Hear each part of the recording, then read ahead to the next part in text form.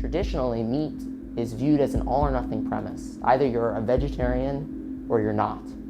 And that's silly because we make choices about food every single day. In fact, at least 3 times a day. And every single meal we have that's plant-based is one that's healthier for our body and kinder to animals and kinder to the planet. And so the average person, for example, in the United States eats well over 200 pounds of meat a year.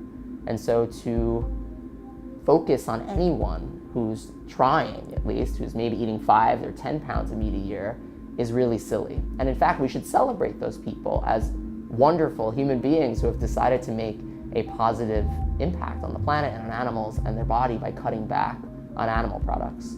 And so after sort of finding myself in enough of these situations, I decided that I was not going to refer to myself as a vegan or vegetarian anymore. And so I just started telling people, I'm trying my absolute best to cut back on animal products. But it was a lot of words. It took a lot of time to kind of explain what I was doing. And I also found that at times when I was speaking to a vegan or vegetarian or flexitarian, that we were kind of almost competing in a way. Who was the best person?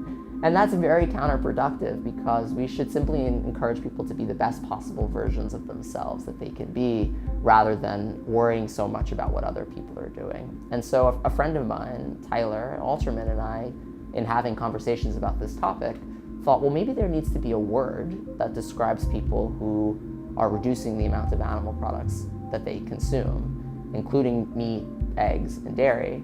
And maybe we need this word because it would unite a larger group of people. Imagine if vegans and vegetarians and flexitarians and anyone who was cutting back on the amount of animal products that they consumed were working together to advance this shared mission. That would be perhaps a lot more powerful and effective than a small minority of individuals, namely vegans, working on this issue. And so we came up with the term Reducetário.